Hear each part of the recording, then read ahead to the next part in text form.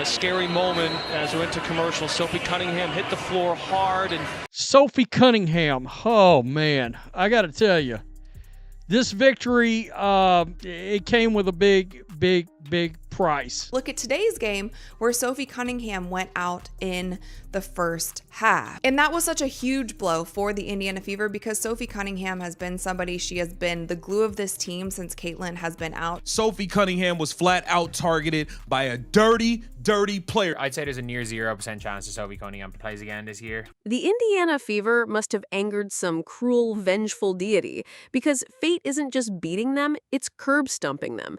The latest insult, watching Sophie Cunningham, the one player with a spine on this roster, get shredded in broad daylight. What was supposed to be a throwaway matchup against the irrelevant, bottom-feeding Connecticut Sun spiraled into a horror show. And the villain of the day? Bria Hartley, who apparently mistook the hardwood for a demolition derby.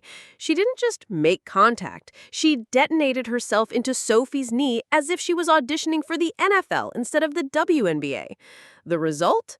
Indiana's only reliable defender crumpled on the floor, screaming through the kind of pain that makes you realize this season isn't cursed, it's straight up doomed.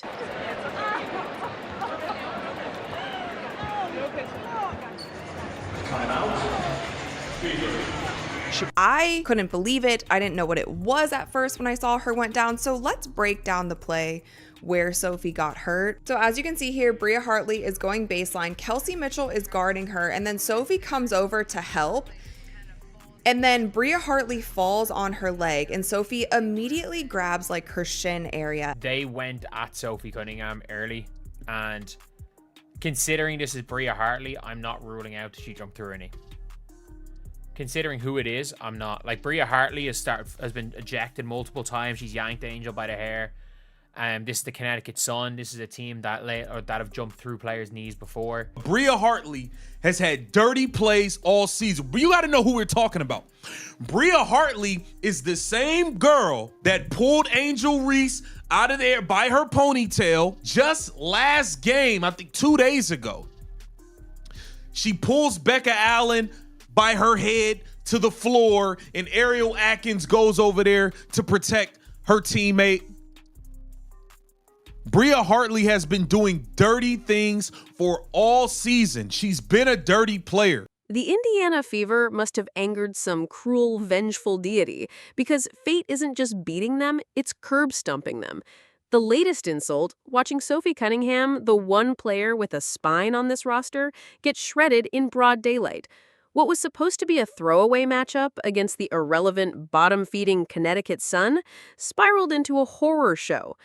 And the villain of the day? Bria Hartley, who apparently mistook the hardwood for a demolition derby. She didn't just make contact, she detonated herself into Sophie's knee as if she was auditioning for the NFL instead of the WNBA. The result? Indiana's only reliable defender crumpled on the floor, screaming through the kind of pain that makes you realize this season isn't cursed, it's straight up doomed. 25 minutes didn't look like we had any business beating this Connecticut Sun team. For 25 minutes, we looked like the worst team on the court. Defensive rotations, Marina hitting the three, Sanaya Rivers taking it to the rim, Tina Charles, Aaliyah Edwards, out rebounding AB, Natasha Howard, but we came alive when we needed to come alive. We forced overtime. Kelsey Mitchell, back-to-back threes in OT. Lexi Hull, dagger three, putting the nail in the coffin. I'm so proud of you. I'm proud of you too. Proud of you. I'm so proud of you guys. I know that sometimes it sounds like just a word when we talk about being resilient, but it's not, man. It's how we live. It's how y'all live, and it's a tribute to you. It's a tribute to your connectedness, your togetherness, your toughness, your mindset. You never give up gritty attitudes. Like, that's what it takes. That's what it takes, and we will never be counted out, because that is worth gold. The injury wasn't just ugly, it was stomach-turning, the kind of slow-motion train wreck you can't unsee. And the culprit? None other than Bria Hartley, the league's resident chaos merchant. Everyone in the WNBA knows her reputation. This is the same player who yanked Angel Reese out of the sky by her ponytail, the same serial elbow thrower who's been racking up cheap shots all season like she's collecting trophies. Somehow, she keeps dodging the suspensions she's practically begging for. So when she barreled to the basket in the second quarter, lost control and detonated herself straight into Sophie Cunningham's planted knee, it wasn't bad luck, it was inevitable. The collision looked less like basketball and more like a demolition crew targeting a support beam. And the worst part? It was completely avoidable. The refs watched it happen, shrugged, and moved on, like Sophie's career isn't dangling by a thread. If the league keeps letting Hartley run wild, it's not a matter of if someone's future gets destroyed, it's when. She was on the ground. She was crying. She was yelling. It definitely seemed like she was in a ton of pain. The training staff went over to her. They went to commercial break. Like, it was a real injury. This wasn't something, and Sophie's the type of player, a lot of times when she does get injured, she just gets right back up. She tries to walk it off. This was something that kept her down, and it was so hard to see. It is ironic because Bria Hartley has been in multiple scuffles this year with the Connecticut Sun. A lot of people would categorize her as a dirty player. She roughs house. And Kathy Engelberg, this is why I say you wonder why there's so many goddamn injuries all over the league, because you are allowing people to play rugby and football and do UFC moves in the middle of a basketball game. And so in the clearly beginning avoidable of this game, that you have to Sophie wonder Cunningham whether is these bringing the officials ball are up going the to floor. continue.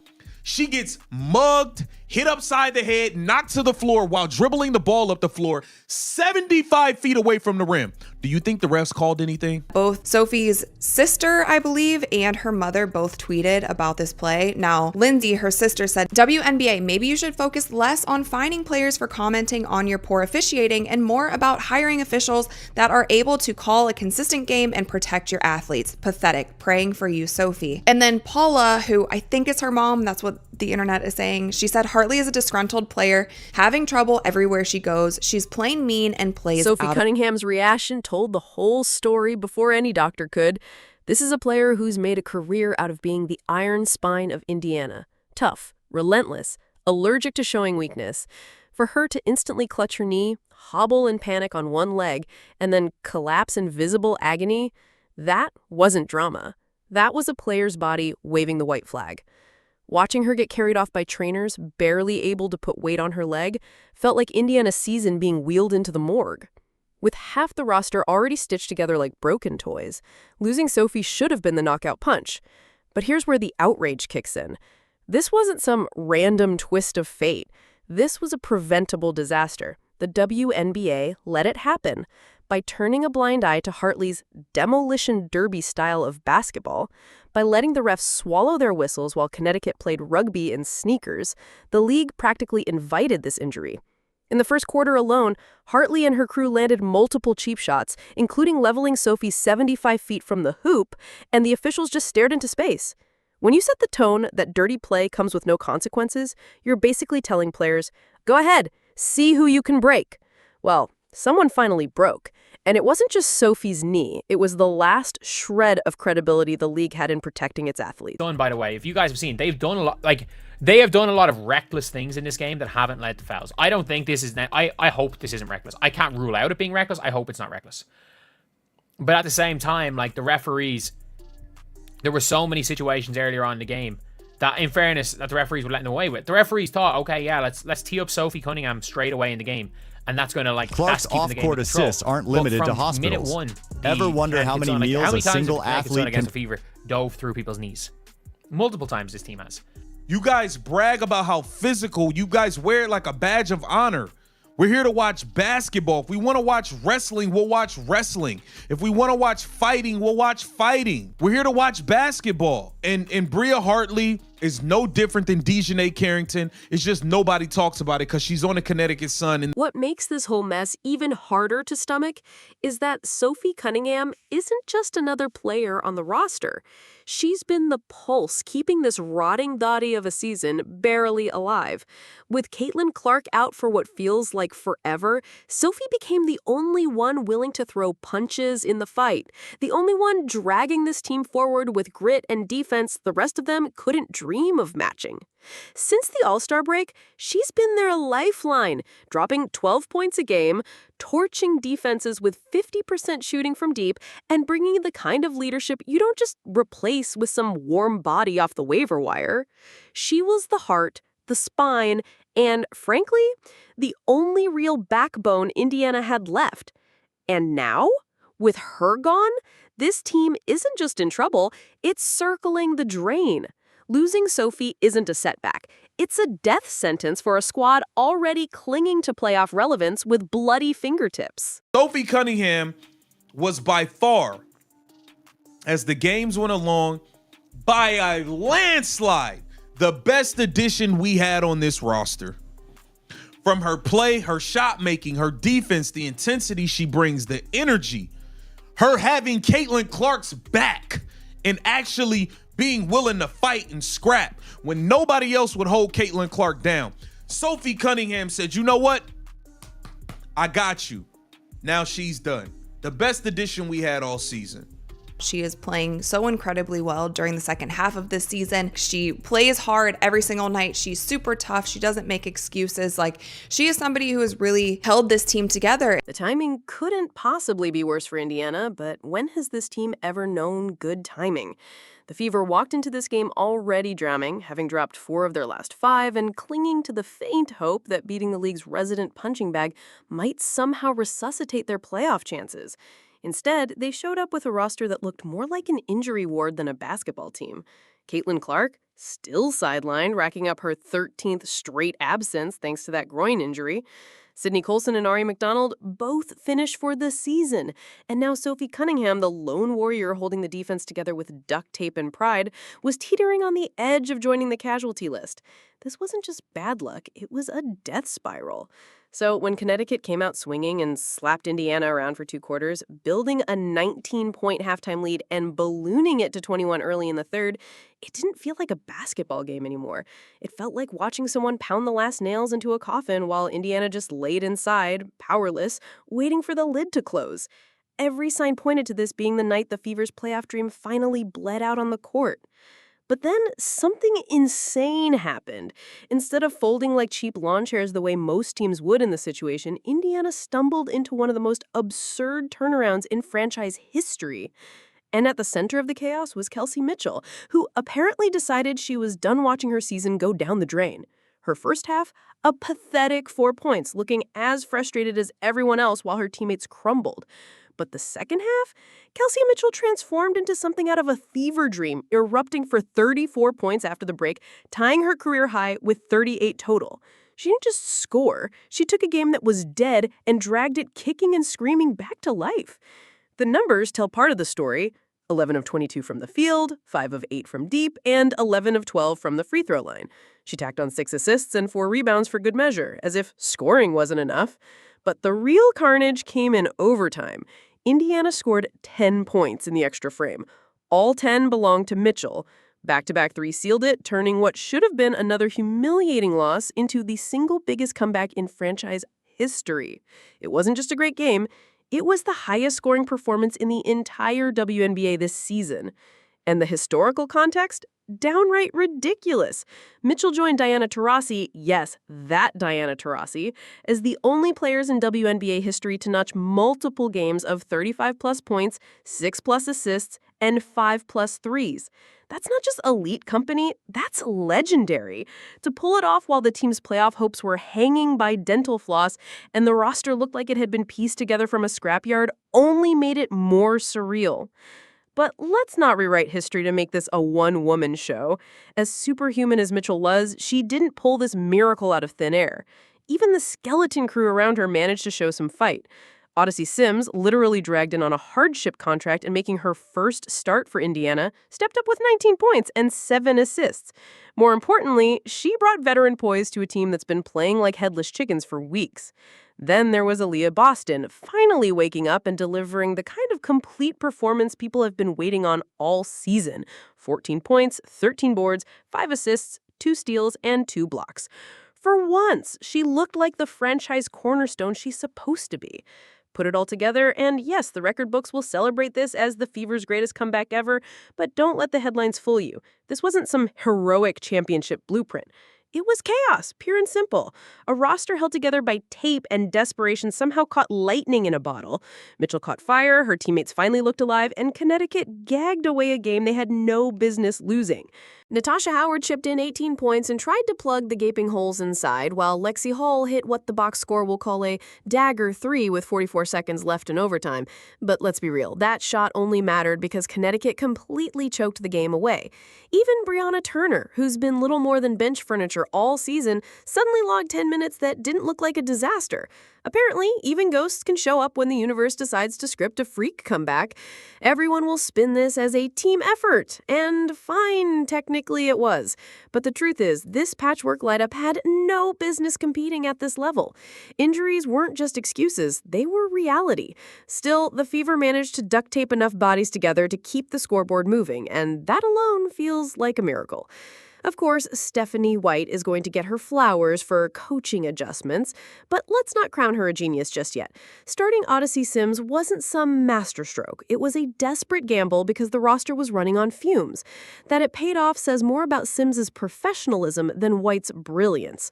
As for leaving Mitchell in despite her ugly first half, that wasn't faith. It was necessity. Who else was she going to trust? The Fever don't have the depth for options. But credit where it's due, Stephanie White kept her players from mentally imploding after Sophie went down and after they trailed by 21. That's less tactical genius and more hostage negotiation, but hey, it worked. Statistically, the turnaround looks like a miracle on paper. Indiana shot a pathetic 30% in the first half, clanking all 10 of their threes like they were allergic to the rim. Then suddenly, in the second half, they morphed into a competent team, hitting 46% overall and drilling 7 of 12 from deep. They bullied Connecticut on the glass, 17 offensive boards to 14, and forced just enough turnovers to scrape together extra possessions. But let's not dress this up as some championship blueprint. It was chaos basketball at its finest. Survive, scrap, and pray the other team collapses. And, of course, the broadcasters will ramble about mental toughness and resilience. Sure, Indiana looked tough, but let's not pretend they didn't get here by necessity, not choice. When you're battered by injuries, missing your superstar for half the year, citing players off the street just to field a roster, and now losing your emotional leader to a possible season-ending knee injury, you don't dig deep out of character. You dig deep because you have no other option. Quitting would have been easier, but Indiana was too stubborn or too stupid to quit.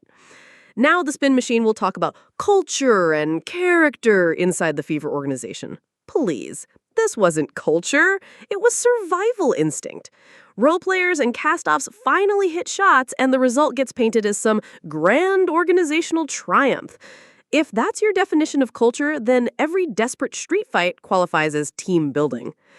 Looking forward, this one will get hyped as a turning point for the season. The Fever improved to 19-16, clinging 2.5 games ahead of the 9th-place Sparks with 9 left to play. Analysts will talk about playoff positioning, about momentum, about how this proved they can overcome any obstacle. The truth is, this game was an anomaly, a fluke. The Fever stumbled into a once-in-a-season miracle fueled by desperation, bad officiating, and Connecticut gagging away a game they had wrapped up. It doesn't erase the holes in the roster, it doesn't erase the injuries, and it doesn't erase the reality. This team is still one bad bounce away from total collapse. Any so-called confidence and momentum Indiana might have stolen from this miracle win hangs by a thread, because the elephant in the room is Sophie Cunningham's knee. She's scheduled for an MRI on Monday, but anyone with functioning eyes already knows how bad it looked. She was in agony, couldn't even put weight on her leg, and had to be carried off the floor. That doesn't scream quick recovery, it screams season over. And the Fever, already a medical graveyard, simply cannot survive losing another cornerstone. Sophie isn't just a shooter. She isn't just a defender. She's their grit, their toughness, the one spark of leadership that kept this disaster of a roster from imploding weeks ago. Without her, Indiana isn't just weakened, they're gutted. But here's where the outrage goes from bad luck to flat-out negligence. This isn't some freak accident. This entire season has turned into a bloodbath because of the league's refusal to protect its players. Caitlin Clark has missed stretches with multiple soft tissue injuries. Sydney Coulson blew out her ACL. Ari McDonald broke her foot. And now Sophie gets taken out by reckless contact that everyone saw coming. At what point does the NBA admit this isn't bad luck, but a systemic problem? You cannot let rugby-level physicality run unchecked, shrug when people get hurt, and then pretend it's all just part of the game. That's not toughness, that's incompetence. And at the center of this incompetence sits Bria Hartley, the walking definition of a dirty player. Her rap sheet is already long, ripping Angel Reese out of the air by her ponytail, repeatedly throwing elbows, making reckless contact with anyone in her way, and yet the league still trots her out there like nothing's wrong. Today's collision wasn't a random slip. It was the inevitable climax of months of unchecked cheap shots. The refs look the other way, the league office hides behind letting the game flow. And the result? Sophie Cunningham, writhing in pain, another season derailed, and a franchise that bet millions on a core now collapsing under the weight of injuries that should have been prevented. What makes it even brutal is how much Sophie means to this organization beyond the box score. She's been the only one with the guts to stand up for Caitlin Clark when opponents tried to bully her. She dragged Indiana from soft to scrappy with her defensive bite. In the locker room, she was the glue, connecting with younger players, keeping the team together while everything else fell apart. Take that away, and you're not just missing points or rebounds. You're missing an identity. And no stat sheet fixes that. The financial gut punch is just as ugly. Sophie Cunningham wasn't some random mid-season pickup. She was an investment, brought in specifically to toughen this team up, to give them the veteran edge needed for what was supposed to be Indiana's breakthrough year. The front office and the league pumped money, hype, and expectation into this roster, only to watch it collapse like a house of cards under the weight of injuries that should have been prevented. Sophie's loss doesn't just hurt the fever on the floor, it exposes how fragile this entire resurgence really was. When key players keep dropping like flies thanks to reckless opponents and preventable injuries, it's not just Indiana's playoff hopes getting crushed, it's the whole league's product circling the drain. Fans pay money to see stars, not rosters held together with tape and prayer.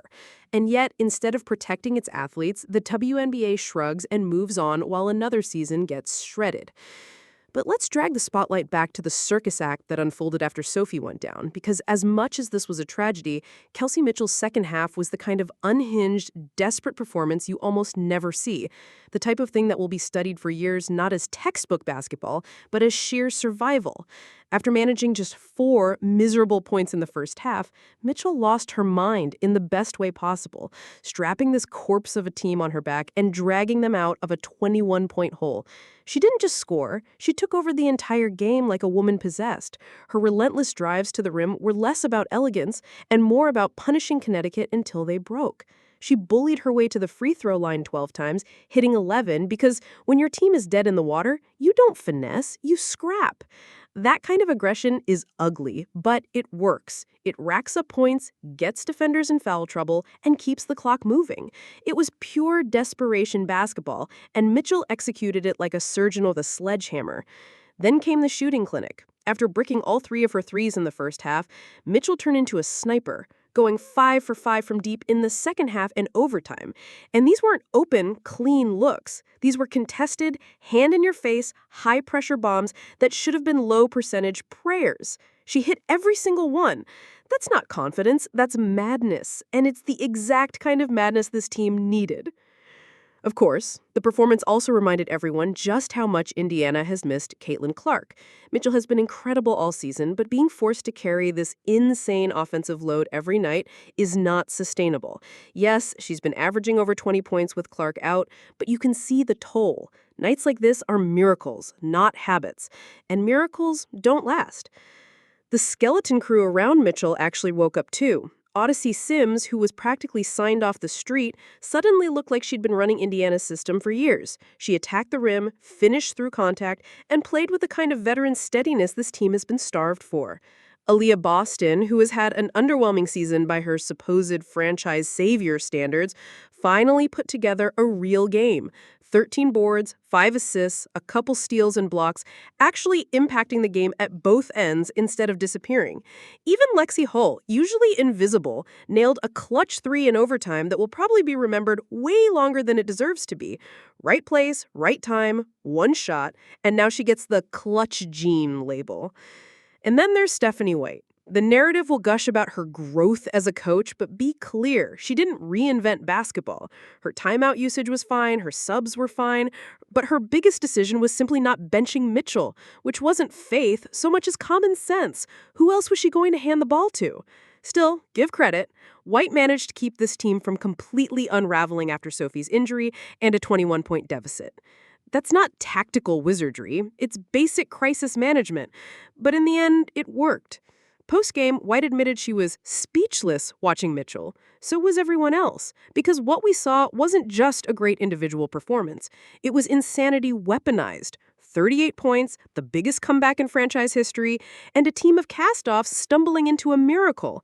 The numbers will go down in the books, the highlight clips will be shared for years, but anyone with sense knows what this really was, a freak once-in-a-season event born out of desperation, bad luck, and sheer refusal to quit. And yet, here's the spin. This win proves Indiana has character, that moments like this build championship DNA, that this team can overcome any obstacle. Please, let's not kid ourselves. This was chaos disguised as resilience, a depleted roster, a coach with no other options, and one superstar losing her mind just long enough to avoid humiliation. If that's your championship foundation, then you're building your house on sand. Still, the fans will remember it. Mitchell's 38-point explosion, the record comeback, and the ragtag lineup piecing it together just long enough to steal one. It'll be sold as proof of grit and determination, as a beautiful sports story, as the reason we love the game. But the brutal truth, it was less a story of triumph than a reminder of how fragile this team is, and how close the Fever are to collapsing the moment the miracle runs out.